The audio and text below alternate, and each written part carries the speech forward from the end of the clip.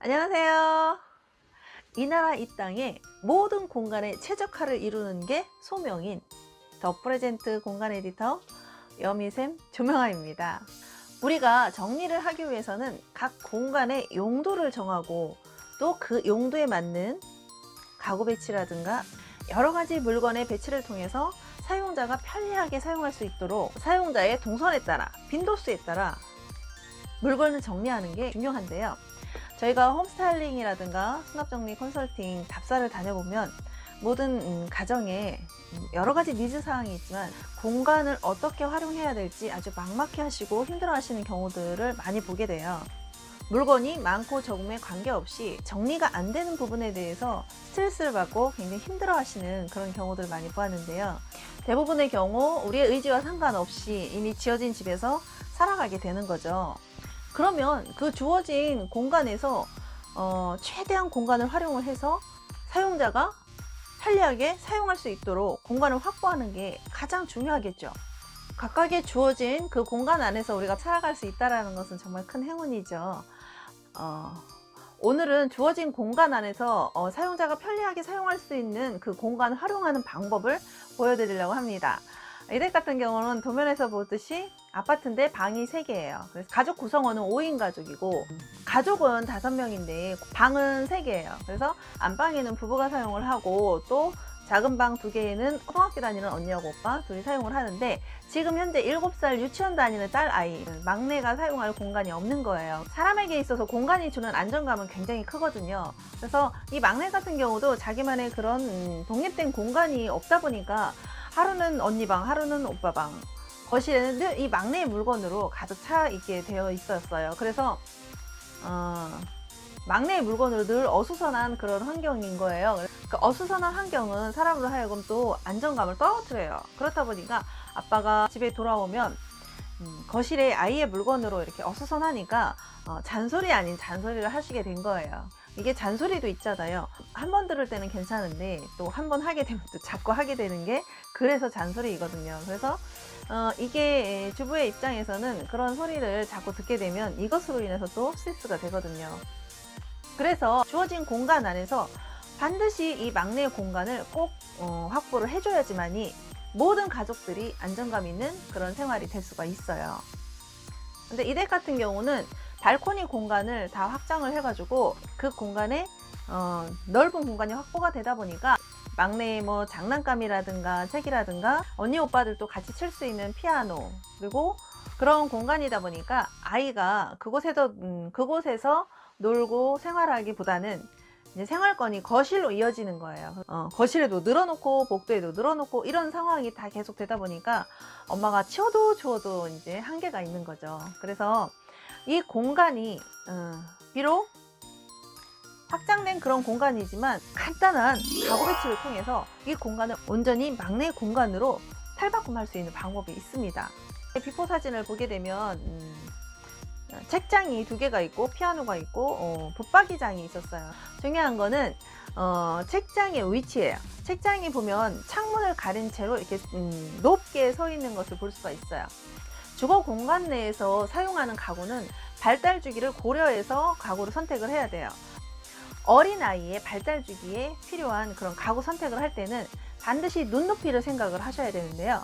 아이들의 시선에 눈높이에 맞는 그 가구를 선택하는 것은 굉장히 중요한 게요. 아이들은 시각적으로 보이는 그런 능력들이 어른의 눈높이하고는 조금 달라요. 그래서 반드시 가구를 선택을 할 때는 아이 그 연령대에 맞는 가구를 선택을 해줘야지 너무 그 연령대보다 큰 가구, 부피가 크거나 키가 큰 그런 가구들은 오히려 오약감을 주어서 아이들이 그 공간에 대한 거부감을 갖게 됩니다. 그래서 그 공간에 들어가는 것을 무서워하게 돼요. 이 공간도 막내가 잘 들어가려고 하질 않는 거예요.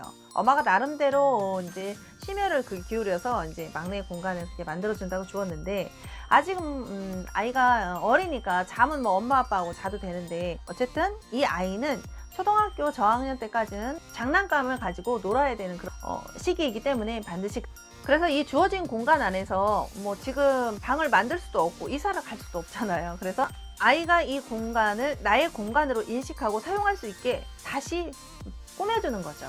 그래서 높은 책장을 탁 트인 그 공간에 책장을 눕혀서 가벽의 역할을 해주는 거예요. 눕히면 훨씬 더 높이가 낮아지죠.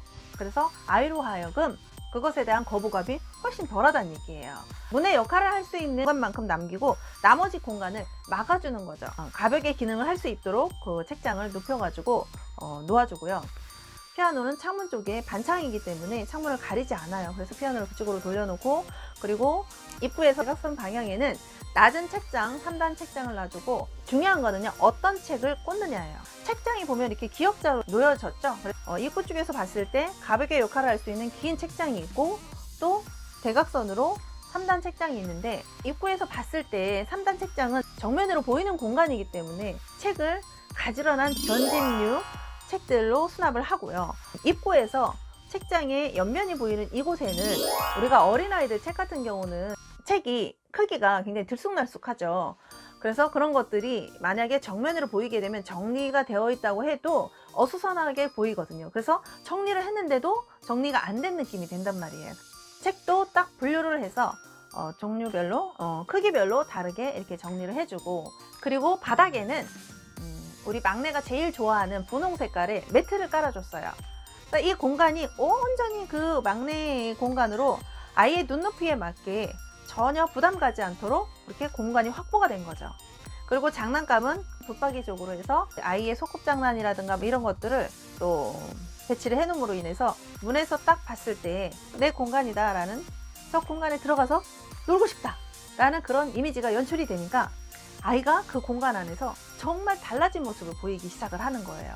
아이가 어떻게 바뀌었냐면요, 물건을 가지고 거실에 끌고 나오는 일이 없어졌고요. 자기 공간 안에서 거기에서만 아이가 놀이를 하고 책을 읽고 그러는 거예요. 공간이 주는 힘이 사람에게 심리적으로 굉장한 안정감을 갖다 줍니다. 또 이 집에 또 놀라운 변화는 뭐냐면요, 오빠하고 언니의 반응이에요. 자기 방을 놔두고 막내의 공간에 들어와 가지고 거기서 서로 셋이 모여 가지고 같이 놀이도 하고, 다 큰 아이들인데도 놀이를 하고 또 책도 보고 서로 읽어주고, 굉장히 관계가 돈독해진 거예요. 이렇게 아이의 공간이 바뀌고 나서 아빠의 반응도 정말 놀라웠어요. 아빠가 퇴근해서 집에 들어오면 집이 이제 좀 어수선하니까 마음의 안정감이 떨어져서 뭐랄까 투정 아닌 투정을 부렸는데요. 아이들이 이제 거실에서 막 TV 보고 막 이렇게 어수선하게 있던 아이들이 그쪽 공간 안에서 셋이 모여가지고 거기서 막 노래를 하고 자기들끼리 뭐 책을 읽고 놀이를 하고 막 그러니까 아빠가 하루는 들어오면서 와, 내가 늘 상상하고 그리던 모습이 와, 우리 집에 드디어 이루어지네? 그러면서 굉장히 좋아하고 밝은 모습으로 그렇게 얘기를 하시더래요. 그러면서 아빠가 이제 남편이 그런 얘기를 하더래요. TV 앞에 앉아가지고 아이들이 그냥 이렇게 널브러져 있고 그냥 뭐 아빠가 와도 뭐 왔나 보다 하고 이제 그냥 안녕하셨어요 그냥 건성으로 인사를 하고 그랬는데, 아이들이 이제 자기들만의 공간에서 책을 읽고 아빠가 오니까 또 우르르 달려나와서 아빠 다녀오셨냐고 또 인사도 같이 하고, 공간이 주는 힘은 굉장히 큰 것 같아요. 우리가 살아가는 이 삶은 어떠한 현장에서든지 공간의 영향을 받지 않고 살 수 있는 굉장히 큰 것 같아요. 우리 집이라는 그런 주거 공간 안에서는 집의 기능을 할 수 있게 편히 쉴 수 있는, 그렇게 쉴 수 있는 그런 공간으로 꾸며져야 하고요. 사무 공간은 정말 일에 몰두할 수 있는 그런 사무 공간으로 꾸며져야 되고, 놀이를 하는 그런 공간은 정말 즐겁게 놀이에 흠뻑 빠져서 놀 수 있는 그런 공간으로 꾸며져야 되고, 각각의 우리가 살아가는 데 있어서 이 공간에 많은 영향을 받고 살아가고 있는데, 우리 먼저 주거 공간, 이 집이라는 공간에서 한번 각각의 공간을 그 사용자에 맞게, 용도에 맞게 사용자가 잘 활용할 수 있는 그런 공간으로 꾸며서 정말 공간에 최적화를 이룬다면 우리의 삶은 이전의 삶 말고는 또 다른 그런 삶의 질이 확실히 달라질 수 있는 그런 환경을 만들 수가 있습니다. 집이 크고 작고를 떠나서 이것은 내가 주어진 공간 안에서 얼마나 그 용도에 맞게 공간을 활용할 수 있는 방법을 다시 한번 찾아보시기 바랍니다. 오늘 영상 유익하셨다면요, 구독과 좋아요 누르시고요, 알람 설정 해 놓으시고 좋은 정보로 지인들과 많이 나누시는 여러분들 되시기 바랍니다. 저는 다음 시간에 더 좋은 정보로 찾아뵙도록 할게요. 여러분 안녕.